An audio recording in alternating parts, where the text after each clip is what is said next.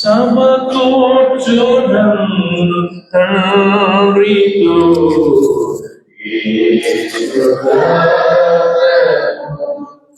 సమకూర్చునన్ను తండ్రితో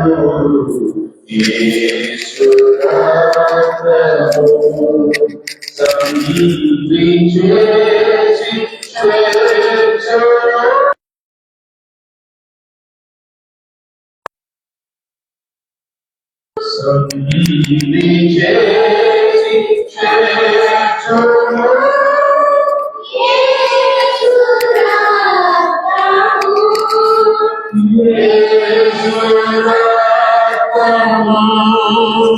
ప్రభు యేసు రక్తము, యేసు రక్తము, ప్రభు యేసు రక్తము ఐక్యపరచును తండ్రితో. అవునైనా ఐక్యపరచును తండ్రితో.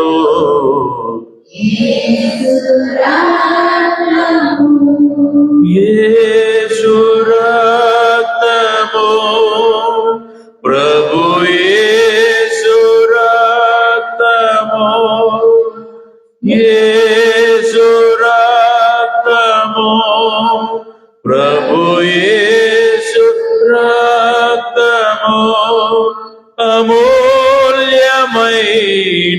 రక్తము, యేసు రక్తము అమూల్యమైన రక్తము.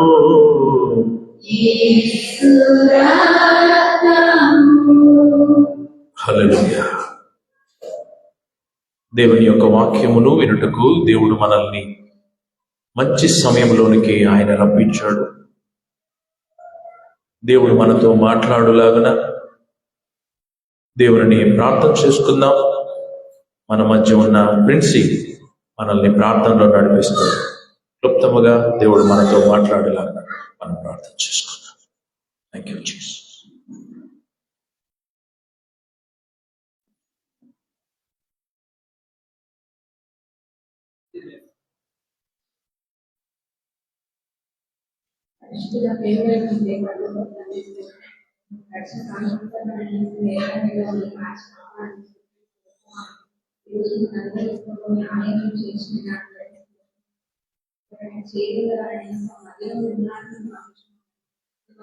Thank you, Jesus.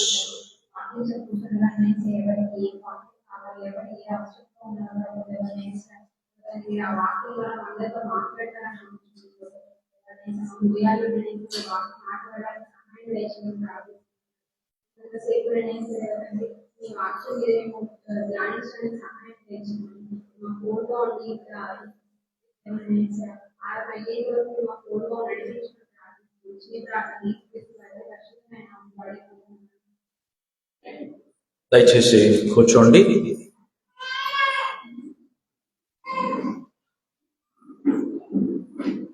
హల్లెలూయా. ఈరోజు మనము చదువుకున్నటువంటి వాక్య భాగంలో ఇక్కడ రాయబడినట్టు యూదికా అనేటువంటి ఆదివారం, ఇంగ్లీష్లో యూనికా అనేటువంటి మాటను ఉపయోగించారు. శ్రమ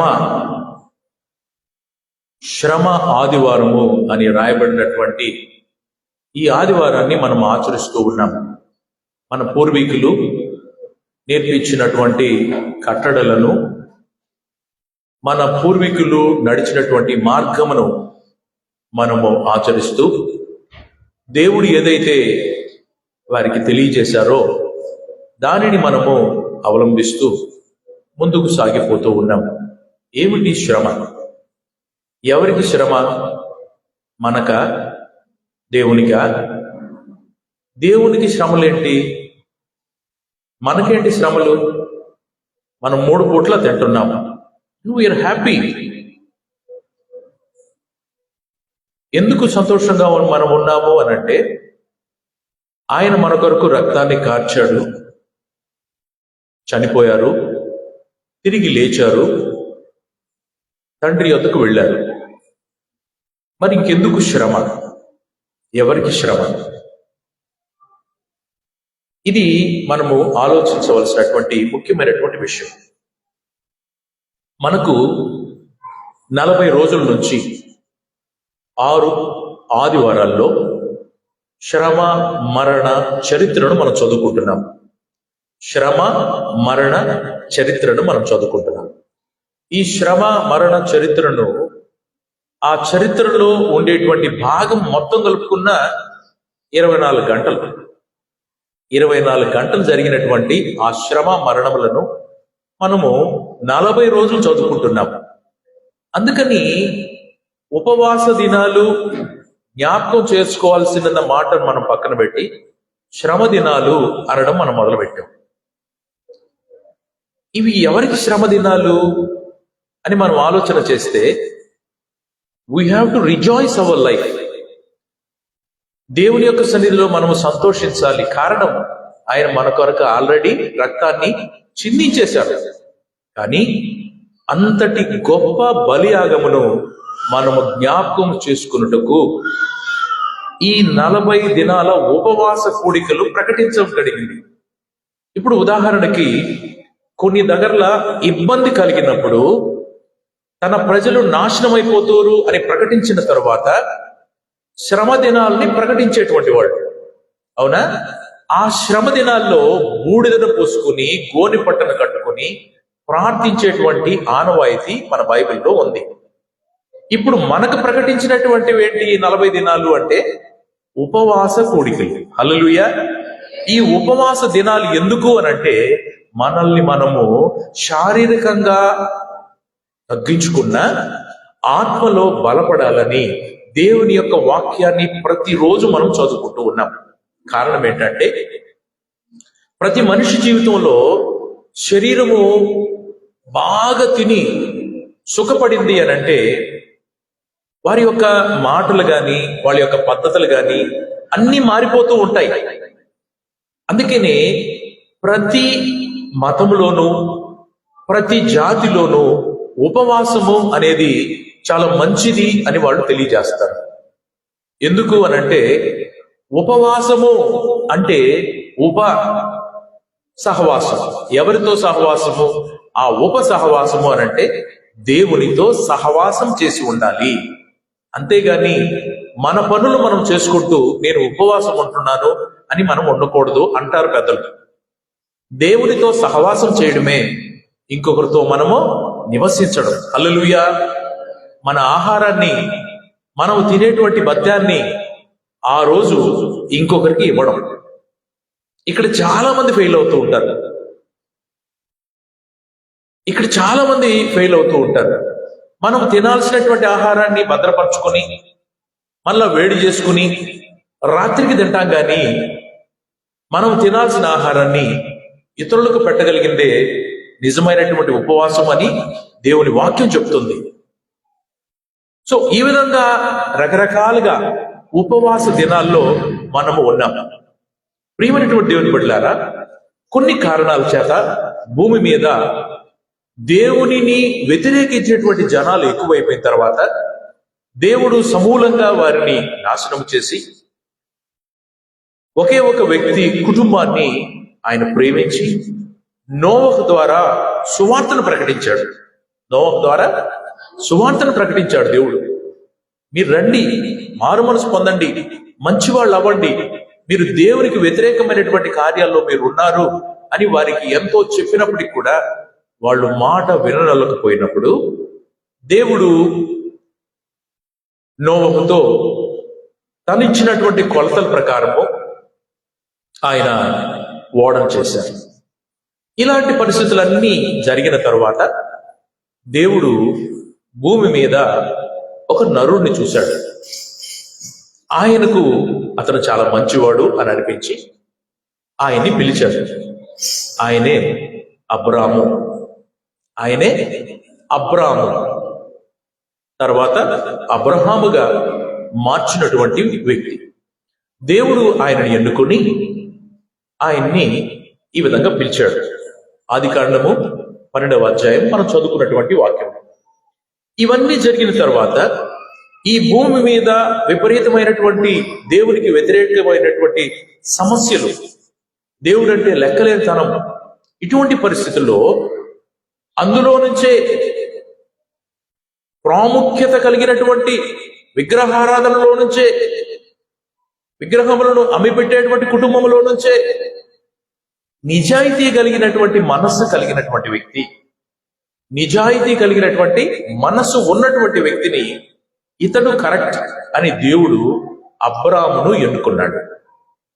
ఇవన్నీ జరిగిన తర్వాత ఆయన భూమి మీద ఆయన వైపు దృష్టి సారించాడు దేవుడు. హల్లెలూయా. ఒక జాతికి దేవుడు తన ప్రత్యక్షతలను అనుగ్రహించి ఆ జాతిని ఆయన ఉనికిలోనికి తీసుకొచ్చాడు. ఆయన పేరే అబ్రాము. ఆ జాతి ద్వారా మెస్సియా అనేటువంటి దేవాతి దేవుడే ఆ జాతి ద్వారా ఈ భూమి మీదకి వచ్చాడు. ఆయన మన కొరకు చనిపోయాడు. ఇది మనం జ్ఞాపకం చేసుకోవాలి. అందుకనే అబ్రాము అనేటువంటి ఆ గొప్ప విశ్వాసులకు తండ్రి ఈ భూమి మీద ఉండేటువంటి జనాలకు అందరికీ కూడా ఆది తండ్రిగా ఉన్నాడు.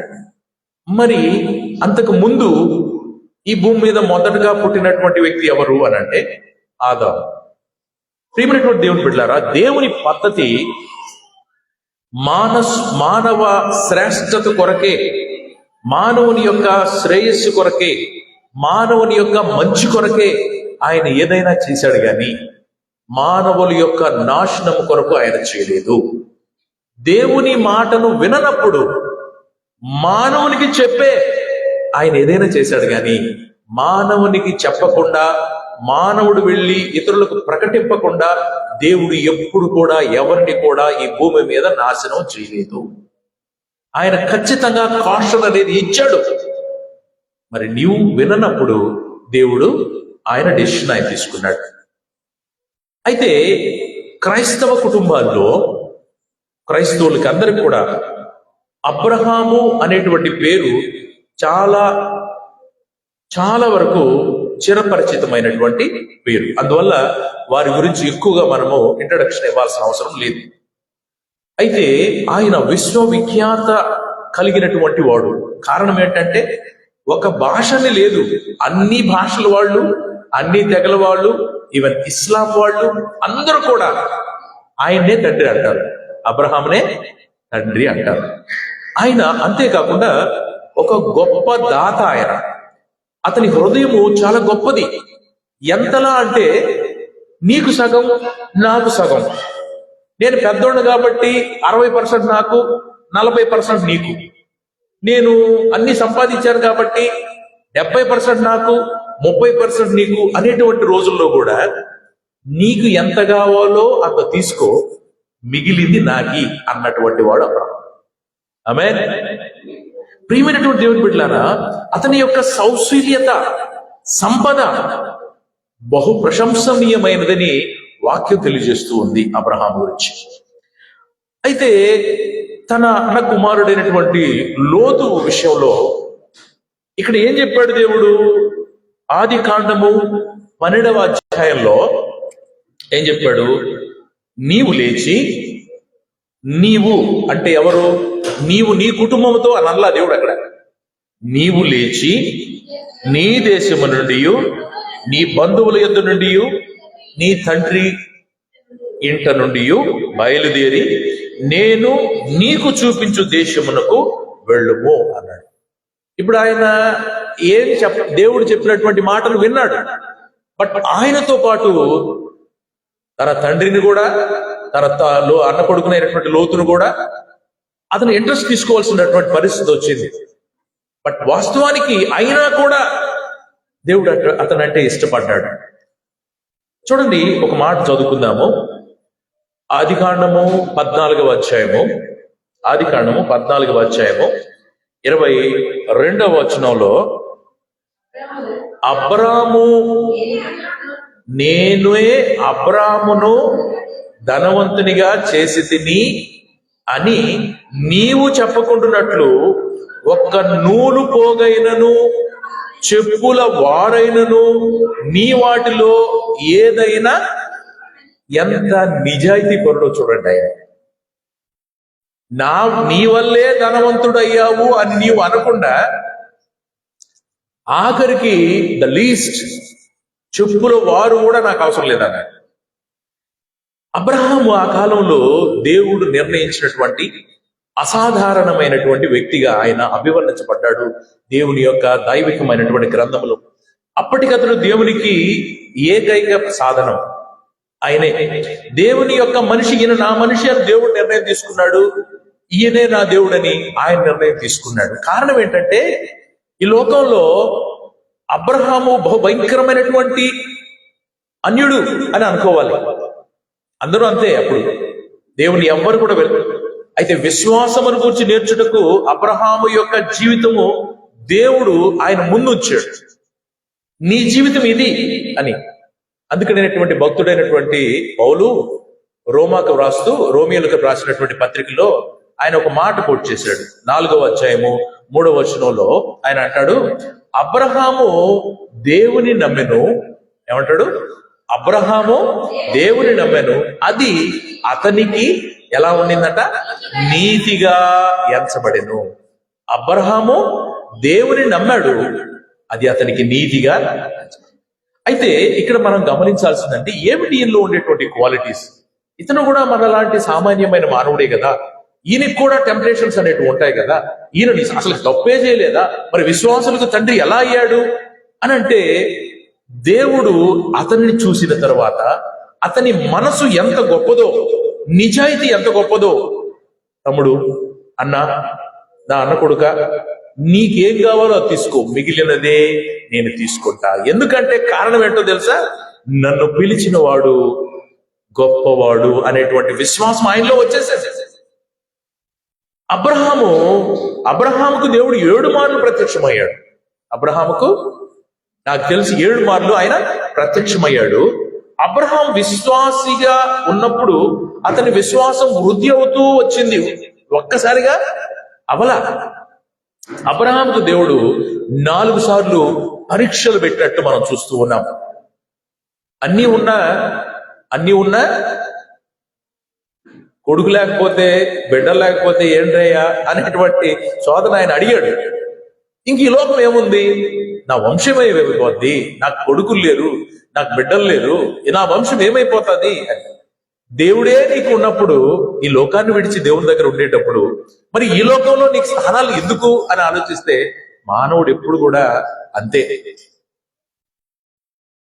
దేవుణ్ణి అడుగుతారు. ఒకసారి దేవుణ్ణి అడుగుతారంట, అయ్యా ఈ లోకంలో తండ్రి అనేటువంటి పేరు నాకు ఉండేటట్టు ఒక్క నలుసుని దయచేయ్యా అని దేవుడిని అడుగుతారట.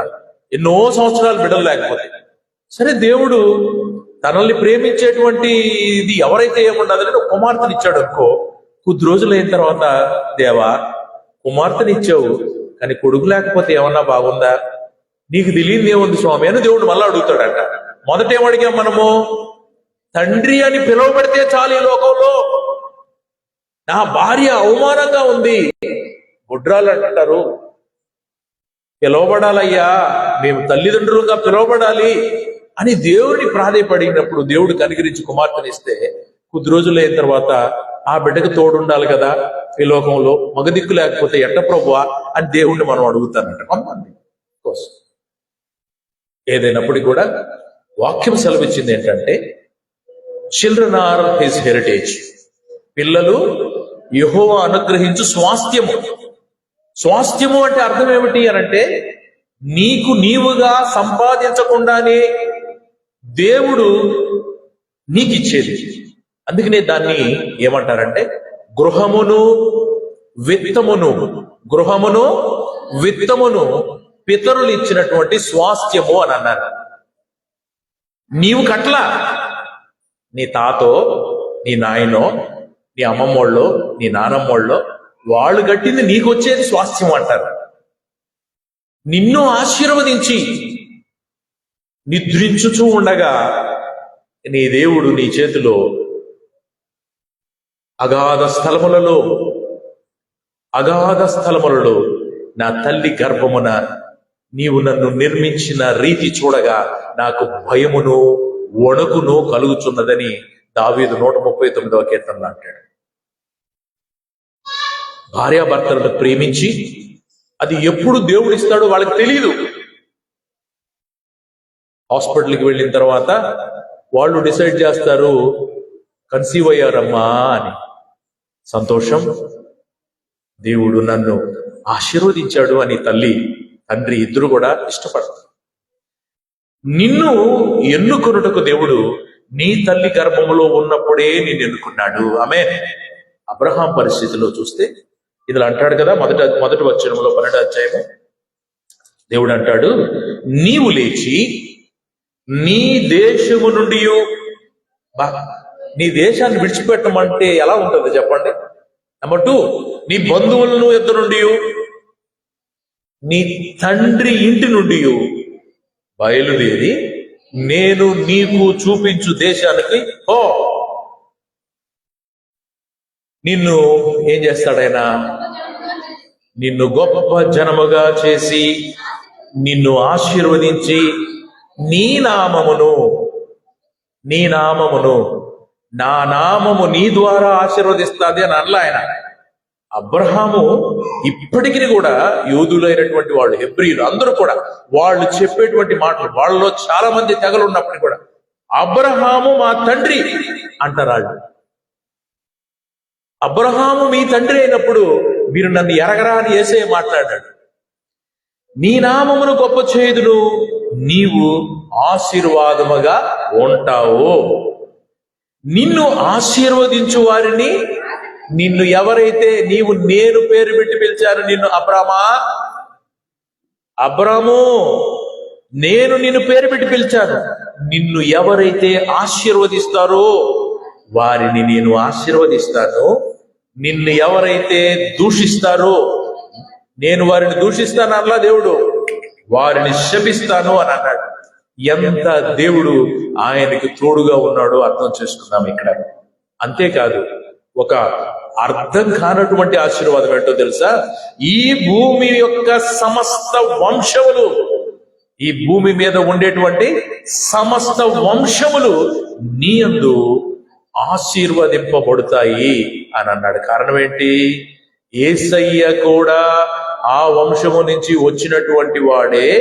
ఆయన ఎవరినైతే అపోస్తులుగా పంపబడ్డాడో వారి ద్వారా భూమి మీద ఉన్నటువంటి దేవుని యొక్క సువార్తనంతటినీ వాళ్ళు పంచిన తరువాత మనం అందరమును ఎవరిని ఇప్పుడు తండ్రి అంటే విశ్వాసులకు తండ్రి అయినటువంటి అబ్రహామును, నీ విశ్వాసము నేను గొప్ప చేసినప్పుడు నీ తండ్రి ఎవరు? ఇప్పుడు విశ్వాసులలో అబ్రహాము మన తండ్రి అని మనము కూడా చెప్పుకోవాల్సినటువంటి పరిస్థితి వచ్చింది.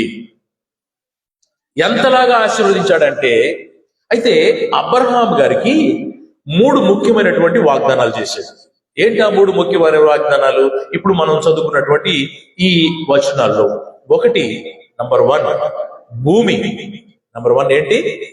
భూమి వాగ్దానం చేశాడు. అంటే నేను చూపించబోవు దేశమునకు. దేశము ఇక్కడ అంటే అర్థం ఏమిటంటే, దేశం అంటే అర్థం ఏంటి? మట్టి, ఆ నేల, ఆ భూమి. రెండవది జాతి. ఒకటేంటి? భూమి. రెండవది ఏంటి? జాతి.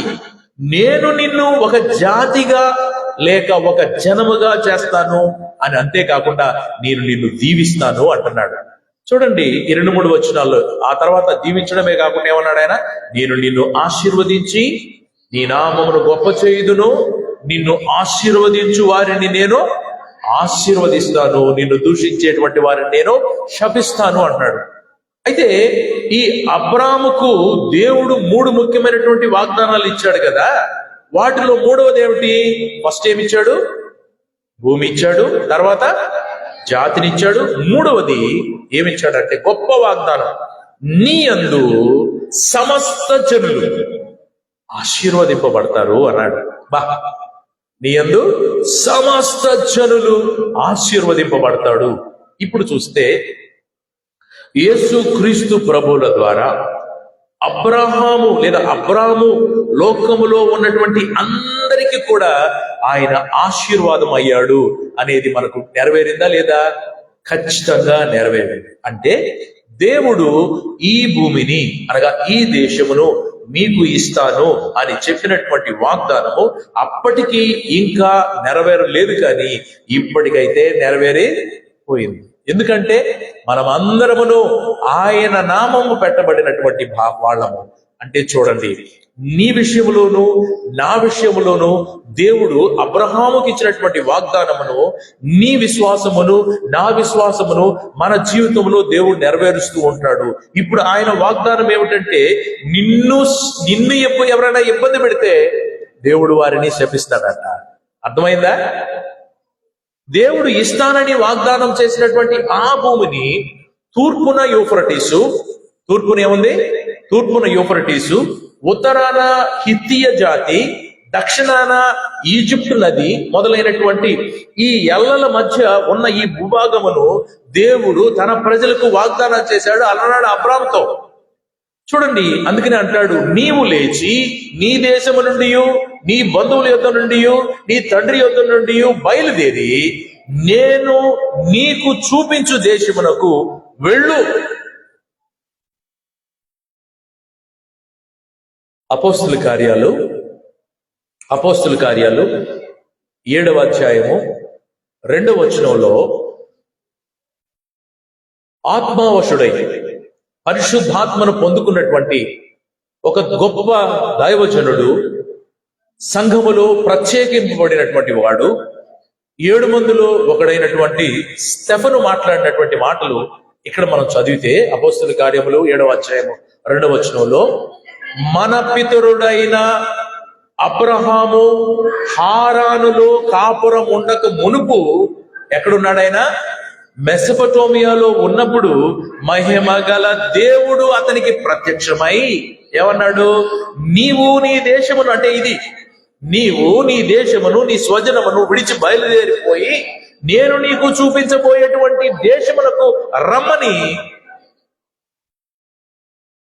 స్టెఫను ఎంత గొప్పగా ఈ మాటలు మనకు తెలియజేస్తూ ఉన్నాడంటే, అక్కడ ఆ దేశము పేరు అప్పుడు ఏంటంటే, ఇప్పుడు గల్ఫ్ కంట్రీస్ లో వెళితే ఏ దేశముకి వెళ్ళినా ఖచ్చితంగా ఒక వీధి పేరు ఖలిదియా స్ట్రీట్ అని ఉంటుంది.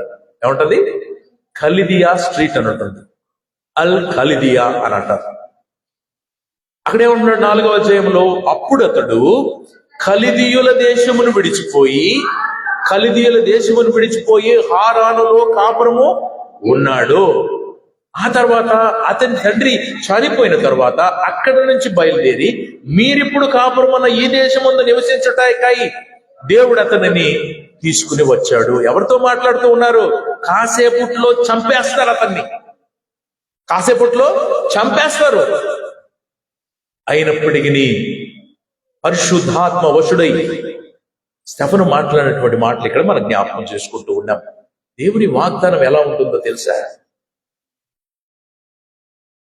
తను పేరు పెట్టి పిలిచినప్పుడు దేవుడు అంటాడు, యెషయా గ్రంథం 49వ అధ్యాయం 15వ వచనంలో, తన కడుపున పుట్టిన చంటి పిల్లను తల్లి మరుచున వారైనా మరుచుదురు గాని నేను నిన్ను మరువను, ఎందుకనినా నా అరచేతులలో నిన్ను నేను, హౌ ప్రీషియస్ యు ఆర్. దేవుడు అనినటువంటి మాటను ఒకసారి జ్ఞాపకం చేసుకున్నట్లయితే, మరి మనమే దేవునికి దూరముగా వెళ్ళిపోయి మనల్ని మనమే పాడు చేసుకుని దేవునికి అయిష్టమైనటువంటి మార్గము ద్వారా దేవుని సన్నిధికి వచ్చేదానికి కూడా మనకే మన అంతరాత్మ అనేది ఒకటి ఉంటుంది కదా. అది అనిపిస్తుంది, అరే నువ్వు ఇలాంటి పనులు చేసావు కదా, పాపా నువ్వు ఈ పనులు చేసావు కదా, నీవు దేవుని సన్నిధికి ఎలా వెళ్ళగలవు అని అంటే, దేవుడు చెప్పింది అదే, నేను పాపుల కొరకే వచ్చాను, ఈ లోకము నేను పీడించచ్చు. If you are unable to succumb your temptations, there is no use at all for your life. నీ బలహీనతలను నీవు జయించుకోలేని పక్షమున నీ జీవితం వ్యర్థమైపోతుంది. కానీ దేవుడు అంటాడు, నీ కోసమే నేను వచ్చా. నువ్వు దేవుణ్ణి కాకుండా, నీ తల్లిదండ్రుల మాట కాకుండా నీవు ఈ లోకానుసారమైనటువంటి విషయాల్లో పడిపోయావా? నిన్ను లేపటికే నేను వచ్చాను. అయితే నీకు సంశయం వద్దు, ఒకటి నేను కోరుకుంటున్నాను, God, forgive me. God, forgive me. సిల్వలో నాకై కాచెను యేసు రక్తము, శిలనైన నన్ను రాతి గుండెను తీసివేసి మాంసపు గుండెను ఎక్కిస్తాడు. మనకు పుట్టినప్పుడు మాంసపు గుండె కదా మనలో ఉండేది. పుట్టినప్పుడు మాంసపు గుండె కదా మనలో ఉండేది. మనమై మనం చేస్తాం. పిల్లలు దేవుడు మనకి ఇచ్చినప్పుడు అంచెలంచులుగా వారు బలపడుతూ ఉండాలి. అంచెలంచులుగా వాళ్ళు బలపడుతూ ఉండాలి. నడవాలి, బోళ్ళ పడాలి, ఆ తర్వాత దోగాడాలి. దేన్నో ఒక దాన్ని ఆసరాగా చేసుకుని తన మోకాల్లోనూ తన నడుముల్లోనూ శక్తిని వాళ్ళకు వాళ్లే బలాన్ని తెచ్చుకొని ప్రయత్నం చేసి చేసి చేసి ఆసరాగా తీసుకుని లేచి నిలబడాలి. ఆ తర్వాత ఏ సాధనం లేకుండా వాళ్ళు నడవాలి. అప్పుడు వాళ్ళు బలవంతులు అవుతారు. మనము నేల మీద పాగేటప్పుడే వాకర్స్ ఇచ్చేస్తాం. కాళ్లలో సత్తవ రాకముందే ఉయ్యాలు తీసేసి వాడే ఎగిరేటట్టు చేస్తాం. మరి వాడి నడుము ఎక్కడ స్ట్రాంగ్ గా ఉంటది? వాడి మోకాళ్ళు ఎక్కడ స్ట్రాంగ్ గా ఉంటాయి? వాడికి ఎక్కడ ఉంటాయి? మనము వాళ్ళని ఉత్ప్రేరకాలు ఇస్తాం. వాస్తవానికి చెప్పాలంటే ఉత్ప్రేరకాలలాగా వాళ్ళకి మెడిసిన్స్ ఆ విధంగా ఇస్తాం. వీడు తొందరగా లేచి పరిగెట్టాలి అని. పెద్ద అయిన తర్వాత ఒరే ఆ సిలిండర్ తేరా అంటే నా వల్ల కాదంటారు. పెద్దవాళ్ళు అంటారు, అన్నా సంగటి, ఏమంటారు? సంగటి, రాగి సంగటి, సద్ద జొన్న, మీరెందుకయ్యా, మీరు పిల్లకాయలు వేస్ట్ అని అంటారు. రోజులు మారిపోతూ ఉన్నాయి నా ప్రియమైనటువంటి దేవుని బిడ్డలారా. అబ్రాహామును దేవుడు పిలిచినప్పుడు ఇవన్నీ చూడాల. ఆయన హృదయాన్ని చూశాడు, ఆయనకు విధేయతను చూపించాడు అబ్రాహాము. దేవునికి అబ్రహాము మొదట చూపినటువంటి విధేయత సంపూర్ణమైనది కాదు. ఆయన సంపూర్ణమైనది కాదు. ఎందుకంటే ఆయన జీవితంలో చాలా ఎదుర్కొన్నాడు. భార్య టెంప్టేషన్స్ ఎక్కువైపోయాయి. ఆయన చెప్పాడు వచ్చేసాం. ఇప్పుడు ఒకసారి చూడు, జనాలు ఎంతమంది ఉన్నారు, ఎన్ని గాడిదలు ఉన్నాయి, ఎన్ని పశువులు ఉన్నాయి, ఎన్ని గొర్రెలు ఉన్నాయి, ఇంతమంది జనాలు నిన్ను నమ్మి నీతో పాటు సేఫ్స్ గా వస్తే, నీతో పాటు ఐగుప్తీయులందరూ కూడా నీ వెనకాల పనులుగా ఉంటే వీళ్ళనంతా ఎవరు చూసుకుంటారు? మన తల మనిష, మనకు ఉండేటువంటి హెడ్ వాడు చూసుకునేది, వాడు మన వంశం కూడా మనకు గుడ్డాడా అని అబ్రాహామును చాలా ఇబ్బంది పెట్టేసింది. అది ఆమె తప్పు కాదు. చూడండి ప్రియమైనటువంటి దేవుని బిడ్డలారా, యెహోషువ గ్రంథము 24వ అధ్యాయము, యెహోషువ గ్రంథము 24వ అధ్యాయము 2వ వచనాన్ని చదువుకుందాం. ఆది కాలము నుండి చూడండి, అక్కడ ఉంటుంది.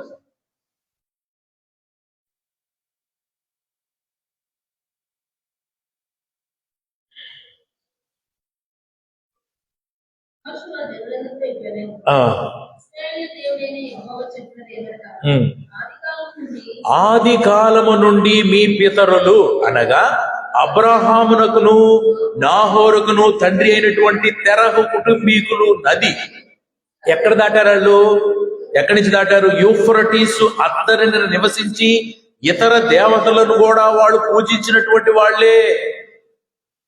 కానీ దేవుడు వాటినన్నిటినీ విడిచిపెట్టి, నీకన్నా ఘోరమైనటువంటి వాడు అబ్రాహాము, పూజించడం ఏంటి, వాటిని అమ్మేటువంటి వాడు.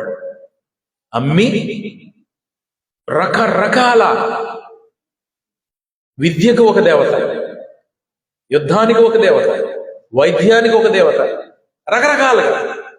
ఇది చూసి ఇది విద్య దేవతలాగా లేదే అన్నంటే ఒక నిమిషం ఉండండి అని చెప్పి దానికి అప్పుడప్పుడు మోడిఫికేషన్ చేసి ఇదే విద్యాక దేవత అని అమ్మేసినటువంటి పరిస్థితుల నుంచి అప్పటి వరకు విగ్రహారీతుడైనటువంటి అబ్రహాము అనే వ్యక్తి ఆ జాతిని ఏర్పరిచి వారి ద్వారా ఒక సంకల్పమును నెరవేర్చుకోవాలని దేవుడు ఉద్దేశించి ఈ 12వ అధ్యాయంలో ఆయన అంటున్నాడు, చూడండి, దేవుడు పాపిని నాశనం చేయడు. దేవుడు పాపిని నాశనం చేయడు. పాపిని నాశనం చేస్తే మనం అందరం కూడా అంతే నాశనం అయిపోతాం. దేవుడు పాపిని ఎప్పుడు నాశనం చేయడు. పాపుల కోసమే వచ్చినటువంటి వాడు దేవుడైతే, యేసయ్య అయితే, ఇంక పాపిని నాశనం చేసేదానికి దేవుడు ఎలా అవుతాడు? ఆయన how he loves you know. మనం దాన్ని ఊహించలేమండి దేవుని ప్రేమను. నీ పాపముల నిమిత్తమై నీ మీద పడాల్సినటువంటి ప్రతి దెబ్బని ఆయన పొందుకున్నాడు. అవిశ్వాసం నీలో రావాలి. పాపములను ఆయన పరిహరించే దేవుడు గాని పాపులను సంహరించే దేవుడు కాదు ఆయన. అర్థమవుతుందా? యేసయ్య పాపిని నాశనం చేయడు గాని పాపములను పరిహారము చేస్తాడు. అదే విధంగా అబ్రహామును దేవుడు ఉన్న పాటున రమ్మని దేవుడు ఆజ్ఞ ఇచ్చినప్పుడు అబ్రహాము ద్వారా ఒక గొప్ప జాతి ఆవిర్భవిస్తుంది. అది దేవుని మహా సంకల్పం అని మనం ఎరిగాము. ఈ 17వ అధ్యాయం దాకా, ఈ ఆదికాండంలో ఈ 17వ అధ్యాయం దాకా ఈ వ్యక్తి యొక్క పేరు అబ్రాము. అంతేనా? 17వ అధ్యాయం దాకా ఈ వ్యక్తి పేరు అబ్రాము. ఈ 17వ అధ్యాయం తర్వాత ఆయన పేరు మార్చి ఆయన ఏం పిలిచాడు? విశ్వాసులకు తండ్రిగా అబ్రహాము అనేటువంటి పేరును ఆయనకి ఇచ్చాడు. అందుకనే చూడండి, దేవుడు అంటాడు, మరి ఇంతటి ప్రేరణ కలిగినటువంటి వ్యక్తి, ఆయన నుంచి ఉద్భవించినటువంటి జనాంగము, ఇంత నేర్చుకున్నటువంటి మనం అందరమును కూడా దేవుని యొక్క ఉద్దేశాన్ని, సంకల్పాన్ని ఎందుకు గ్రహించలేకపోతున్నాము అనంటే, అందుకనే దేవుడు ఏం చేశాడంటే పామరులైనటువంటి వాళ్ళని ఆయన శిష్యులుగా చేర్చుకున్నాడు. పామరులైనటువంటి వారిని ఆయన శిష్యులుగా చేర్చుకున్నారు.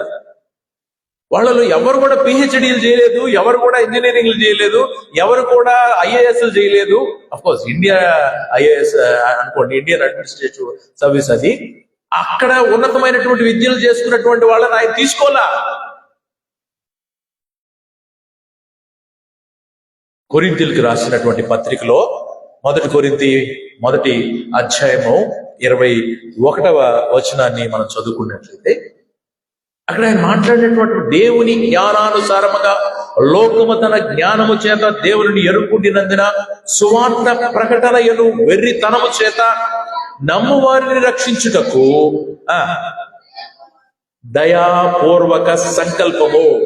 దయాపూర్వక సంకల్పమాయను. యూదులేమో ఏమడుగుతూ ఉన్నారు? సూచక క్రియలు అడుగుతూ ఉన్నారు. వీళ్ళేమని అడుగుతూ ఉన్నారు? ఏదో ఒకటి చేయాలి. గ్రీసు దేశస్తులు ఏం వెతుకుతూ ఉన్నారు? జ్ఞానాన్ని వెతుకుతూ ఉన్నారు. అయితే పౌలు అంటాడు, మేమైతే సిలువ వేయబడిన క్రీస్తును, ఆమేన్, ఊరికే పిలిచాడు అబ్రహామును. ఆయన ద్వారా మెస్సియా ప్రజలను వారి పాపముల నుండి రక్షించుటకు, పాప భూయిష్టమైనటువంటి ఈ మనుషుల కొరకు పరమును విడిచి ఈ భూమి మీదకి వచ్చినటువంటి యేసుక్రీస్తు ప్రభువుల వారి వచ్చిన తర్వాత ఆయన పరుపుల మీద ఉండడము గాని, ఆయన జీవితము, ఆయన ఆహారం కోసం గాని కూర్చోబెట్టి మాకు ఇవా వేసేది, మాకు ఇదా పెట్టేది అని గాని, వచ్చిన వెంటనే ఇక్కడ నేను కూర్చోను, నాకు వేరే కుర్చీ వేయండి, నాకు టవలేశారా, నాకు తుడిచారా అని గాని, ఉన్నతమైనటువంటి స్థానాలను అధిరోహించడం కానీ ఆయన ఎక్కడా చేయలే. ఆఖరికి మాదిరికరమైన జీవితాన్ని చూపించుటకు నేనే మార్గమును అని చెప్పినటువంటి దేవుడు ఆ మార్గం ఎలా చూపించాడు అనంటే, ఆయన గుడ్డను నడుముకు చుట్టుకొని తన శిష్యులను, పామరులైనటువంటి తన శిష్యులను, ఆఫ్టర్ ట్రైనింగ్, వాళ్ళకి ట్రైనింగ్ ఇచ్చిన తర్వాత భూమి మీదకి ఆ ఆయా ప్రదేశాలకి పంపించేటప్పుడు దేవుడు వాళ్ళకి మాదిరికరంగా ఉండేదానికి ఆయన ఏం చేశాడంటే, నేను పరిచర్య చేయుటకు వచ్చాను కానీ పరిచర్య చేయించుకున్నట్టుకు నేను రాలేదన్నాడు. సేవ వేరు, ఉద్యోగాలు వేరు. ఒక హైయెస్ట్ పోస్ట్ నీకు దేవుడు ఇచ్చాడు అని అంటే నిన్ను ఎంత ఆశీర్వదించకపోతే, నిన్ను ఎలా చేయబట్టి నడిపించకపోతే ఆ స్థాయికి నీవు వెళ్తావు.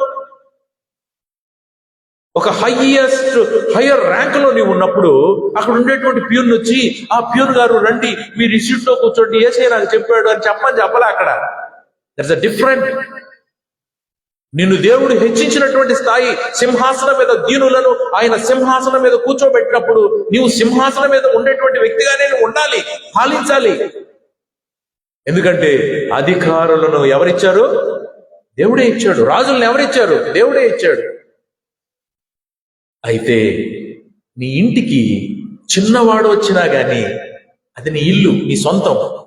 అప్పుడు వాళ్ళకి నువ్వు మర్యాద చేసినప్పుడు, ఒక పియూను ఒక పెద్ద ఆఫీసర్ ఇంటికి వచ్చినప్పుడు, రా తమ్ముడు, రా నాన్న కూర్చో, నువ్వు కూర్చో అని అన్ని నీళ్లు నువ్వే తెచ్చిచ్చావు అనుకోండి, ఆయన జీవితం ఎంత ధన్యమైపోయినట్టు ఫీల్ అవుతాడో తెలుసా? రోజు వీడే కదా ఆఫీసులో ఇస్తాడు నీకు, కానీ వాళ్ళ ఇంటికి నువ్వు వచ్చినప్పుడు నేను గౌరవించు. ప్రియమైనటువంటి దేవుని బిడ్డలారా, దేవుని యొక్క వాక్యం చెప్తూ ఉంది. ఈ రోజు చదువుకున్నటువంటి వాక్యం కంటే ముందు మాటలు నేను చెప్తూ ఉన్నాను. చూడండి, ఈ 1 కొరింథీ 1వ అధ్యాయము 24వ వచనంలో మనకు ఉండేటువంటి క్రీస్తు దేవుని శక్తియు దేవుని జ్ఞానమై ఉన్నాడు. దేవుని వెర్రితనము మనుషుల జ్ఞానము కంటే చూడండి, అంటే దేవుని వెర్రితనం అనేటువంటి మాటను ఇక్కడ ఎందుకు ఉపయోగించారు అంటే, ఆయన లీస్ట్ చూసుకున్నా గానీ మనుషులకి హైయెస్ట్ జ్ఞానం కంటే కూడా ఇంకా ఉన్నతమైనది అని తెలియజేస్తూ ఉన్నాడు. దేవుని బలహీనత అంట, అబ్బా, దేవుని బలహీనత మనుషుల యొక్క బలము కంటే బలమైనది. చూడండి ప్రియమైనటువంటి దేవుని బిడ్డలారా, ఇక్కడ మనుషులు విడిపోయి ఉంటారు. ఎందుకు విడిపోయి ఉంటారంటే, సంఘాల్లో అప్పుడు ఈ సంఘము చిన్న సంఘము, ఇక్కడ ఎవరు లేరు, ఎవరో వచ్చారు, అబ్రహాం గారు వచ్చారు, ఈసాక్ గారు వచ్చారు, యాకోబు గారు వచ్చారు. ఇప్పుడంటే రకరకాలుగా ఉన్నది, కానీ మేమైతే అబ్రహాం మనుషులము, మేమైతే వెందోడు బాబు గారి మనుషులము, మేమైతే మోహనయ్య గారి మనుషులము, మేమైతే ఇంకొక ఆయన మనుషులము అని చెప్పి గ్రూపులుగా కూర్చుంటారంట దేవుని ఆలయంలో. అసలు సంపాదించింది ఎవరు? మిమ్మల్ని యేసయ్య సంపాదిస్తే, మేము అబ్రహాము అంటే ఆయనే మమ్మల్ని బాప్తిసం ఇచ్చాడు, మేము ఆయన గ్రూపు, ఇంకొక ఆయనేమో మోహనయ్య గారి గ్రూపు, ఇంకొక ఆయనేమో లతమ్మ గారి గ్రూపు, ఇంకొక గ్రూపు, మేము సపరేట్ సార్, మేము కిషోర్ గారి గ్రూపు అని అన్నారట. దానికి బాధపడుతూ ఉన్నాడు ఇక్కడ ఆయన. అపోలో ఎవరు? కేఫా ఎవడు? నేనెవరు? పిచ్చివాడా, వెర్రివాడా? మేము వచ్చింది దేనికోసమో? ఎవరైతే శిలువ మానుపై రక్తాన్ని చిందించి నిన్ను నన్ను రక్షించాడో ఆయనని ప్రకటించేదానికి మేము వచ్చాం. కానీ మీకు మీరుగా గ్రూపులు తయారు చేసుకుంటే మనం ఏం చేస్తూ ఉన్నాం? ఎక్కడికి వెళ్తూ ఉన్నాం? మన జీవితాల్లో అసలునే మర్చిపోయి ఈ గ్రూపులు ఏంటయ్యా అని బాధపడుతూ ఉన్నాడు. అందుకనే ఉపవాస ధ్యానాల్లో మనం ఉన్నాము. దేవుని యొక్క సిలువ విలువను మనము నేర్చుకుంటూ ఉన్నాము, మాట్లాడుకుంటూ ఉన్నాము. ఎంతో మంది మన బిడ్డలు, మన సంఘ బిడ్డలు, సంఘ పెద్దలు, సంఘ పిల్లలు దేవుని యొక్క వాక్యాన్ని నేర్చుకొని ఆయన ఔన్నత్యాన్ని గ్రహించి, నీవు గ్రహించకుండా నువ్వేం చెప్తావు? ఇదేమన్నా కంటక పాఠాలా? కాదే. నీవు చదివినప్పుడు దానిలో ఉండేటువంటి విషయాన్ని నువ్వు అర్థం చేసుకున్నప్పుడే నువ్వు పరిపక్వతతో దాన్ని చెప్పగలిగావు. అంటే దానికి కారణం ఏంటో తెలుసా? ఆయన శిలువ రక్తము. హల్లెలూయా! ఆయన శిలువ రక్తము ఉన్నటువంటి విలువను నీవు గ్రహించావు కాబట్టే ఈ ఉపవాస ధ్యానాలకి అంత విలువనిస్తూ ఉన్నావు. అయితే మాదిరికరమైనటువంటి జీవితం, గాడిద అర్థం కానప్పుడు ఏమంటారు? గాడిద అంటారు. ఆ గాడిదకి విలువనిచ్చినటువంటి దేవుడు ఆయన. గాడిద మీద దేవుడు ఎక్కినప్పుడు, గాడిద మీద యేసయ్య ఎక్కినప్పుడు, తిట్టినటువంటి గాడిదలాగా ఉన్నటువంటి దాని మీద యేసయ్య ఎక్కినప్పుడు దానికి బట్టలు మట్టలు పరిచి, గాడిద నడిచిందా యేసయ్య నడిచాడా దాని మీద? యేసయ్య ఏమో గాడిద మీద ఉన్నాడు. లోకము నిన్ను తృణీకరించవచ్చు, కానీ దేవుడు నిన్ను ఎలాంటి విలువనిస్తాడో తెలుసా? ప్రియమైనటువంటి దేవుని బిడ్డలారా, ఆయన ఎన్నుకున్నటువంటి నీవు ఆషామాషి వ్యక్తివి కాదు. You are a precious for God. నిన్ను ప్రశస్తంగా ఎందుకో తెలుసా? యేసుని కనుగొన్నావు, నీవు యేసుని ఎన్నుకున్నావు. ఈ లోకము అశాశ్వతమైనది, ఈ లోకం నాకు ఏమి ఇవ్వదు, కానీ దేవుడే యేసయ్య కాచినటువంటి రక్తము మాత్రమే నన్ను శుద్ధీకరిస్తుంది, నా పాపములకు విడుదలను అనుగ్రహిస్తుంది అని పాపిని ఆయన చంపడు, పాపాలను పరిహరిస్తాడు. హల్లెలూయా. అటువంటి దేవుడిని మనము ఆరాధన చేస్తూ ఉన్నాం. ఏదో సూచక క్రియ చేయండి అయ్యా, ఏదో ఒకటి చేయండి అయ్యా అంటాడు.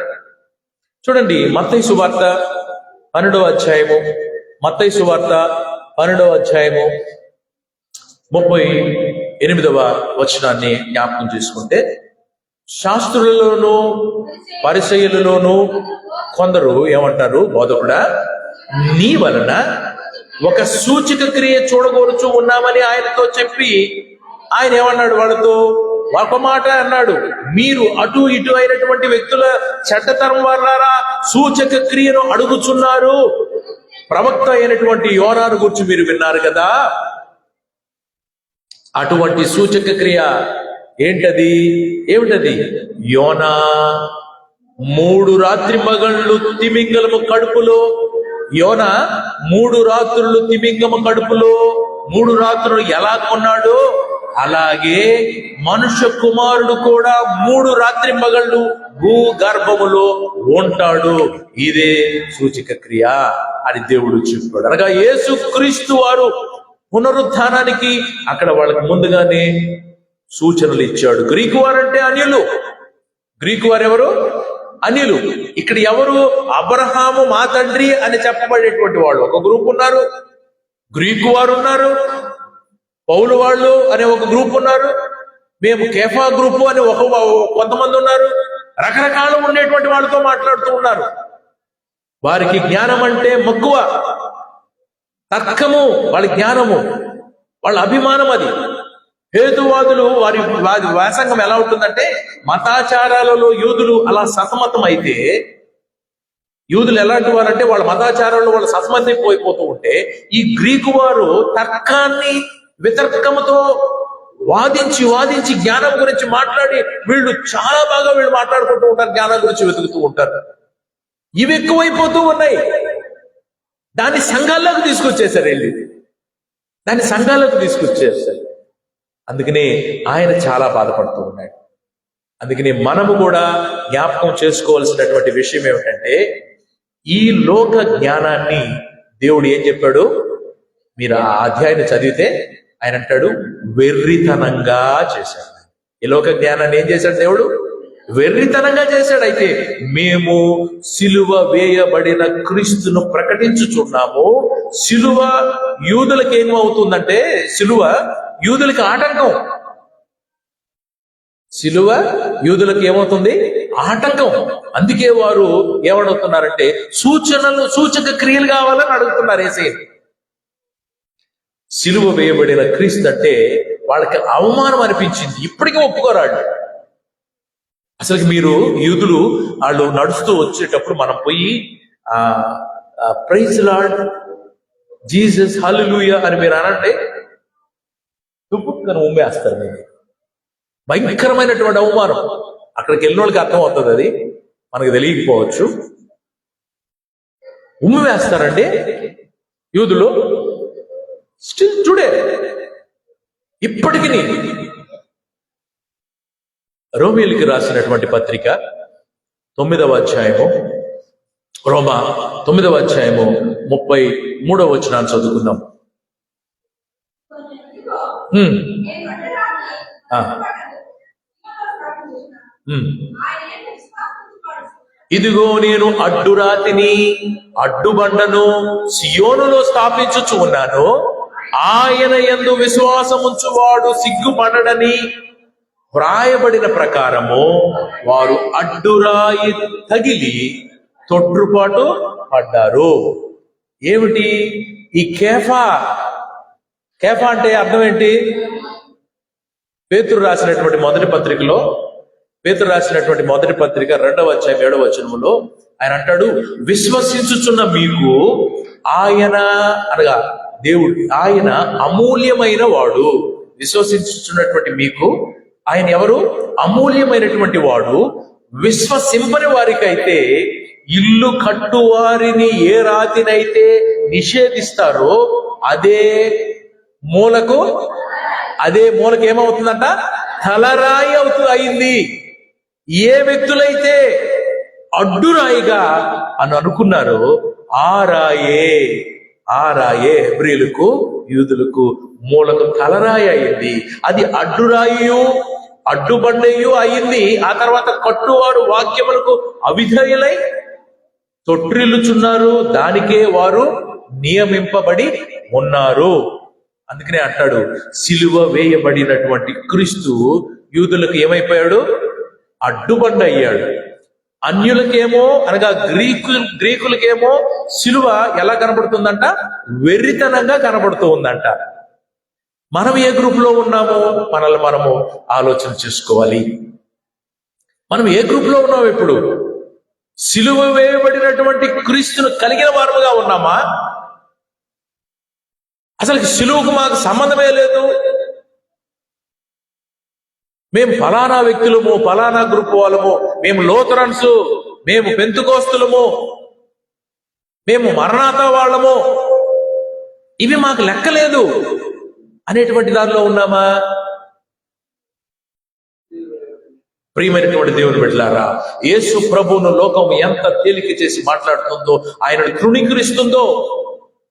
అపోస్తుల కార్యాలు 18వ అధ్యాయము, అపోస్తుల కార్యాలు 18వ అధ్యాయం 6వ వచనం అంటాడు, వారు ఎదురాడి దూషించినప్పుడు అతడు తన వస్త్రములను దులుపుకొని, మీ నాశనమునకు మీరే ఉత్తరవాదులు, నేనైతే నిర్దోషిని, ఇక మీదట అన్యజనుల యొద్దకు పోవుదునని వారితో చెప్పి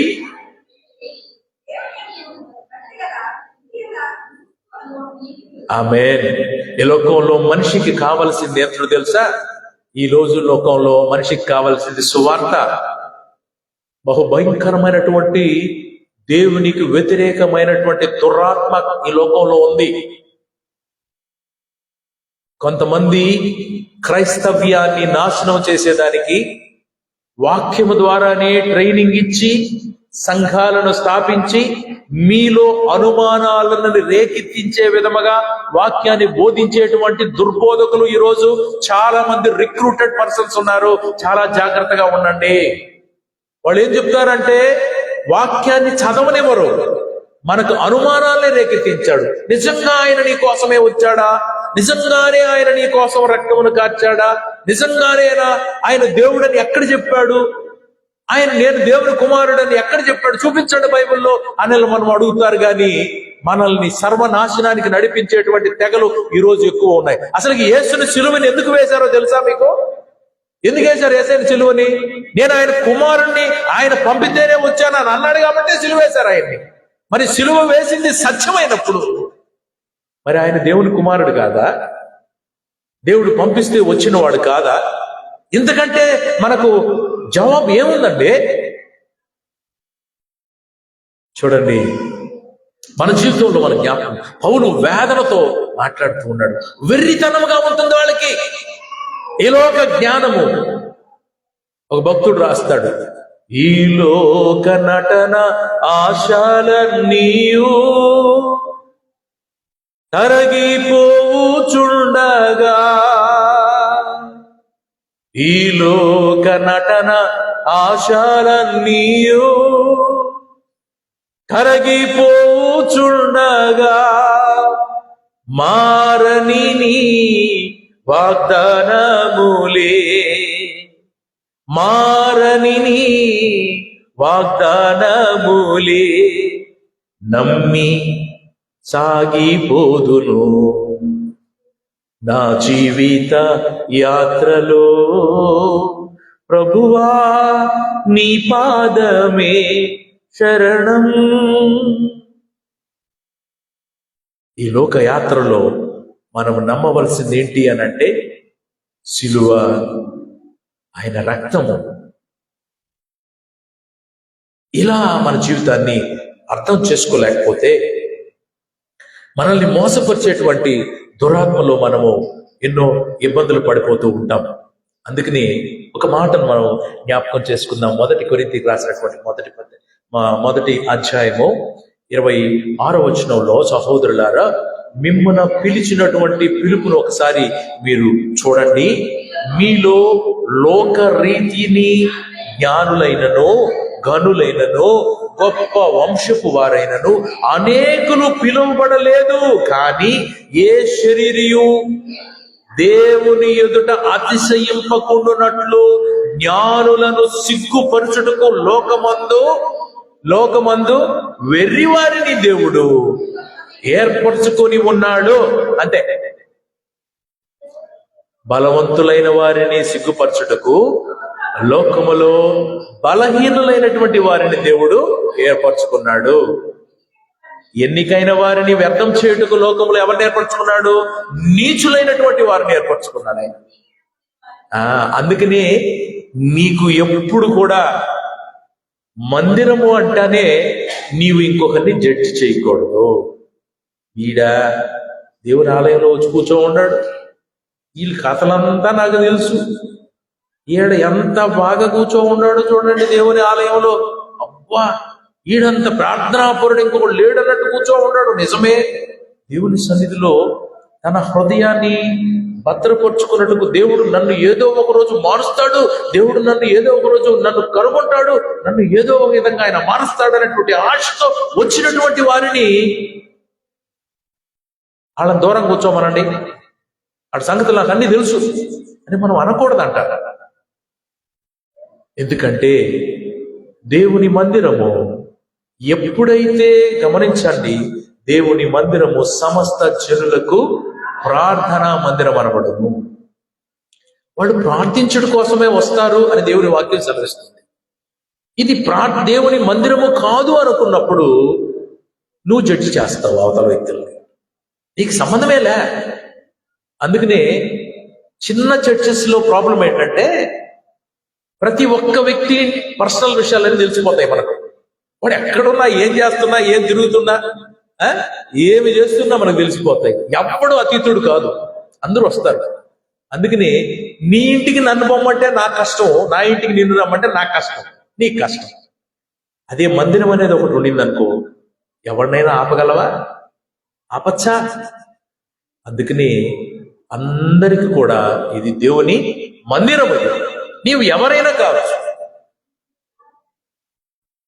ఇదిగో ప్రజలందరికీ సువర్తమానం, ఇది శుభవర్తమానం. దేశమేదైనా, గోత్రమేదైనా, ఎవరివైనా, ఏ మతమైనా, నీ కొరకేసు జన్మించెను, నీ కొరకేసు శిలువ మారిపోయి ఆయన మరణించాడమ్మా. నువ్వు ఏ గోత్రమైనా కావచ్చు, నువ్వు ఏ మతమైనా కావచ్చు, ఆయన వచ్చింది ప్రత్యేకింపబడినటువంటి వారి కోసం కాదు, ప్రతి ఒక్కరి కోసము ఆయన వచ్చాడు. అంత విలువ కలిగిన దేవుణ్ణి నీవు కలిగి ఉన్నావు అని అంటే, చూడండి ప్రియమైనటువంటి దేవుని బిడ్డలారా, మన యొక్క జీవితము వెర్రి వారిని ఆయన ఎంచుకున్నాడు. కానీ ఈరోజు మనల్ని ఎలా పెట్టాడో తెలుసా? ఈరోజు దేవుడు మనల్ని ఎలా పెట్టాడు అని అంటే, ఒక ఉన్నతమైనటువంటి స్థితిలో మనల్ని పెట్టాడు. శుభ్రమైనటువంటి వస్త్రములు ధరించుకున్నటువంటి వారంగా మనల్ని పెట్టాడు. చదువుకున్నటకు అవకాశము లేనటువంటి వాళ్ళకి అవకాశాన్ని ఇచ్చి, దీనులైనటువంటి మనవులను సిగ్గుపరచనీయకుండా మనల్ని సింహాసనముల మీద సింహాసనం అని అంటే రాజు సింహాసనం అని మనం అనుకుంటున్నాం. ఎప్పుడు ఈ పరిస్థితిలో ఉండేటువంటి వాళ్ళను నీవు ఏ పొజిషన్ లో, నువ్వు ఇటుకరాళ్ళ దగ్గర పనిచేయి, ఆడ నువ్వు సూపర్వైజర్ గా పెడతాడు నిన్న దేవుడు. తెలుసా? నువ్వు ఇటుకరాళ్ళ దగ్గర నువ్వు పనిచేస్తున్నా, నీ స్థాయికి తగ్గట్టుగా నిన్ను సూపర్వైజర్ గా చేసి ఆడ నీకు కుర్చీ వేసి నువ్వు ఇక్కడ కూర్చోరా అంటాడు యజమానుడు వచ్చి. అప్పుడు నువ్వెవరివి? నీవు పొజిషన్లోకి వెళ్ళిన తర్వాత ఒకరోజు నిన్ను ఆశీర్వదించిరా, నీవు ఈ రోజు ఈ డిపార్ట్మెంట్ కి నువ్వు హెడ్వి, కూర్చో అని నీ కుర్చీ వేస్తాడు దేవుడు. మనం ఎక్కడున్నా ఆయన నిన్ను తలగానే ఉంచుతానంటాడు. కానీ తల అంటే ఏంటనుకుంటున్నావు? You are the head of department for that which God gave you. నేను దేవుడు ఏ స్థాయిలో నుంచి నీవు కోరుకున్నావో, నీవు చదువుకున్నావో, నీవు ఇష్టపడ్డావో, నీవు ఆ దారిని ఎన్నుకున్నావో దాంట్లో నిన్ను తలగా చేస్తాడు దేవుడు. ప్రధానమంత్రిని చేయమని కాదు అక్కడ అర్థం, రాష్ట్రపతిగా చేయమని కాదు అర్థం. నువ్వు ఎక్కడ నీవిష్టముగా, నా బిడ్డ ఇష్టపడుతున్నాడు దీన్ని, నా బిడ్డ కోరుకుంటున్నాడు, ఈ స్థాయిలో వాడు ఉన్నాడు, ఓకే, వాడు నాలెడ్జ్ అంతే, ఆణ్ణి అక్కడ తలగానే వచ్చుతాను అంటాడు దేవుడు. నువ్వు గ్రహించావా ఎప్పుడైనా దేవుని ప్రేమను? ప్రియమైనటువంటి దేవుని బిడ్డలారా, మీరు గ్రూపులు కట్టి వాళ్ళింట్లోన, మాది ఆ గ్రూపు కాదు, గోదావరి డిస్ట్రిక్ట్కి వెళితే సువార్త కూడికలు ఎలా రాస్తారో తెలుసా? చవ్వాకల గ్రూపు వారి సువార్త కూడికలు, ఇంజేటి వారి గ్రూపు వారి సువార్త కూడికలు. నేను అక్కడ చూసా సేవకి వెళ్ళినప్పుడు. నేను అడిగాను, ఇంజేటి వారు అంటే ఎవరు?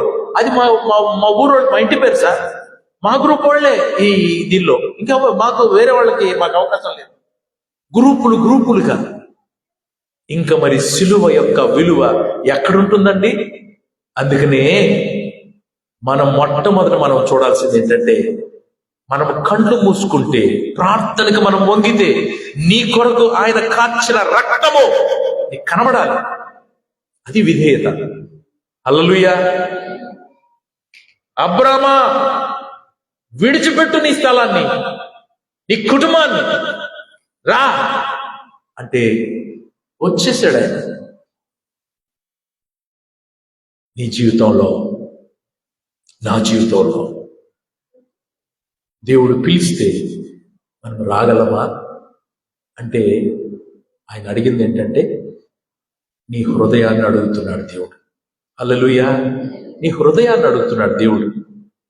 మనుషులు కట్టినటువంటి ఆలయాల్లో నేను నివసించను, అయితే నేను నివాసం ఉండవలసినది ఏంటంటే నీ దేహము దేవుని ఆలయమని మీరు ఎరుగరా? మీ దేహము దేవుని ఆలయమని మీరు ఎరుగరా? మీ దేహాన్ని మీరు పాడు చేసుకుంటే, మీ దేహాన్ని మీరు పాడు చేసుకుంటే నేను మిమ్మల్ని పాడు చేస్తానంటాడు. అవకాశాలు అన్నిసార్లు ఇవ్వడు దేవుడు. జ్ఞాపకం పెట్టుకొని మన ఆరోగ్యాన్ని మనం కాపాడుకోవాలి. ఎవరు చెప్పిన దాన్ని బట్టి నమ్మకూడదు. ఒకడున్నాడు, నిన్న ఒకడు పంపించాడు క్లిప్పింగ్, చేతిలో కాయ పట్టుకొని బాధపడతా ఉన్నాడు. ఒకడు వచ్చి, ఎందుకురా బాధపడతావు? ప్రేమించినటువంటి అమ్మాయి అన్న జీవితంలో కోల్పోయానన్నా, అందుకే తాగుతుంది. ఎవర్రా? తాగి మర్చిపోయానన్నా, ఎవరో గుర్తు రావట్లేదు అన్న. ఏమన్నా అర్థం ఉండే మాట్లాడి, అవును అది ఎవరు అంటున్నాడు. అది ఎందుకు తాగుతున్నాడు? ప్రియమైనటువంటి దేవుడు బిడ్డలారా, దేవుడు మనల్ని వెర్రివాడిగా చేసేదానికి లోకంలో పుట్టించలేదు. And just look yourself and what is your position and what's your character, and when you say you are a Christian, and where is the Christ in your life? నేను క్రైస్తవ కుటుంబం నుంచి వచ్చాను అని నువ్వు చెప్పగలిగినప్పుడు, క్రీస్తును ధరించాను అని చెప్పగలిగినప్పుడు, నేనే మార్గాన్ని అని చూపించినటువంటి దేవుడిని నువ్వు ఈ లోకానికి క్రీస్తును చూపించగలిగితేనే నువ్వు క్రైస్తవు. ప్రేమ వేరు, దాతృత్వం వేరు, డబ్బులు వేరు, భోజనాలు వేరు, బట్టలు ఇవ్వడం వేరు. ఇవన్నీ కూడా క్వాలిటీసే, ప్రేమకు సంబంధించినటువే. But God is asking your heart. ఆయన నిన్ను నీ హృదయాన్ని అడుగుతున్నాడు. నీలో నివసించాలని చూస్తూ ఉన్నాడు. అండ్ నీవు చేయాల్సింది ఏంటి? నా దేహము ఇది దేవుడు నాకు ఇచ్చినటువంటి ఈ బొంది, ప్రాణం పోయే బొంది, ఈ శరీరం నా దేవుడు నాలో నివసించాలనుకున్నాడు. ఇక నుంచైనా ఇది దేవునికి ఆలయముగా ఉండేదానికి, ఎందుకంటే ఆయన కాచినటువంటి రక్తము నన్ను శుద్ధి చేసింది కాబట్టి, ఈ శుద్ధి సున్నము కొట్టిన సమాధుల వలె కాకుండా లోపల నుంచి క్లీన్ అయ్యేటట్టు దావీదు అంటాడు కదా, అయ్యా in my life I have done a big, మీకు వ్యతిరేకమైనటువంటి ఒకటి చేశాను, క్లీన్ మీ, శుద్ధి చేయి, హిస్సోపుతో నన్ను కడుగు అని ఆయన కోరుకునేది. అంతే, ఇంకేం లే. రిపెంటెన్స్, ఒక్క మాట, క్షమించు ప్రభు. దేవుడు నిన్ను అత్యున్నతమైనటువంటి స్థితికి దేవుడు ఇస్తాడు. గ్రూపులు కాదు ఇది. నేను సంఘంతో, మన కొరింథీయులకు రాసినటువంటి పత్రిక గురించి మాట్లాడుతున్నాను, ఇండివిజువల్ గురించి నేను మాట్లాడట్లేదు. మా గ్రూప్ వేరు, మేము అపోలో వాళ్ళం, మేము గ్రీక్ వాళ్ళం, నో, మేము కేఫా వాళ్ళం. అడ్డుబండగా ఉండేటువంటి ఆ విషయాలు మనకు అనవసరం. నీతి కలిగిన దేవుణ్ణి మనము ధరించుకొని ముందుకు సాగిపోయేదానికి ప్రయత్నం చేద్దాం. మన హృదయాన్ని, మన ఆలోచనలను. నీకు ఆరోగ్యం కావాలా? ముందు ఎవరుండాలి? నిన్ను నీవు జాగ్రత్తగా తీసుకోవాలి. వాక్యం అదే చెప్పేది. వాక్యాన్ని మనల్ని మనకు అన్వయించుకోవాలి. నిన్ను వలే నీ పొరుగు వారిని. మరి నిన్ను నువ్వు ప్రేమించుకోలేనప్పుడు నీ పొరుగు వారిని ఎలా ప్రేమిస్తావో చెప్పండి. ఆరోగ్యాన్ని కాపాడుకోవాలి ఫస్ట్. నీవు ఆరోగ్యంగా ఉంటేనే నీ వెనక ఉండే వాళ్ళని నువ్వు చూడగలవు. నీ ఆరోగ్యం దెబ్బతినింది అనుకోండి, మరి నిన్ను చూసేదానికే ఉండలేనప్పుడు నువ్వు నీ మీద ఆధారపడి వాళ్ళని ఏం చూస్తావు? సేవ కూడా అంతే. నువ్వు వాక్యాన్ని తినాలి, వాక్యాన్ని నీవు నేర్చుకోవాలి. వాక్యాన్ని నీవు నేర్చుకుంటే నీవు వాక్యాన్ని చెప్పగలవు. కానీ నీకే క్రీస్తు గురించి తెలియనప్పుడు నువ్వు క్రీస్తుని ఎలా చూపించగలవు? అందుకనే ఆయన నీ హృదయంలో భద్రపరుచుకుందాం. ఆయన సిలువకు మనము విలువ తీసుకొద్దాం. ఆమేన్. ప్రార్థన చేసుకుందాం. సమస్త జ్ఞానమునకు మించిన దేవుని సమాధానము మీ హృదయములకును మీ తలంపులకును కావలి ఉండును గాక. ఆమేన్. దేవా, మీకు వందనాలనైనా. సమయము ఎక్కువైనప్పటికీ ప్రభా, మీ వాక్యములోని సత్యములను మేము తెలుసుకున్నాము. వినిగినటువంటి వాక్యమును ప్రభా మేము జాగ్రత్తగా మనసును పెట్టుకుని, తద్వారా ప్రభా మా జీవితంలో మేము ఒకరితో ఒకరు పోల్చుకోవడం కాదు, కానీ మమ్మల్ని మేమే మీకు ఇష్టమైనటువంటి జీవితాన్ని జీవించుటకు మీ కృప మాకు అనుగ్రహించమని యేసుక్రీస్తు నామమును బట్టి మేము అడిగి ప్రార్థిస్తున్నాము తండ్రి. ఆమేన్. దయచేసి కూర్చో.